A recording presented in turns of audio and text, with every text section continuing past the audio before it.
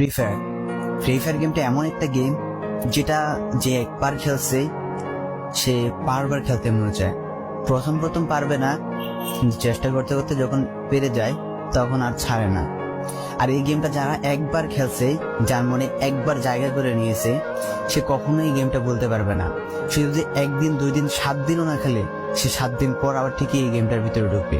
কারণ এই গেমটা কখনো কাউকে কষ্ট দেয় না। এই গেমটা সবসময় সবাইকে আনন্দ রাখে।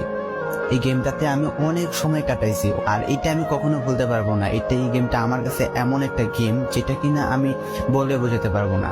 অ্যান্ড এই গেমটা শুধু আমার কাছে না, আমি মনে করি যে প্রত্যেকটা ফ্রি ফায়ার প্লেয়ারের কাছে অনেকটা ইমোশনাল টাইপের একটা গেম হয়ে গেছে। কারণ এই গেমটাতে বর্তমানে যে অবস্থা হচ্ছে, যে গেমে এমন আপডেট দিতেছে, আপডেট দেওয়ার কারণে পুরো গেমটাই চেঞ্জ হয়ে যাচ্ছে। আগের ফ্রি ফায়ার আর আগের মতো নেই।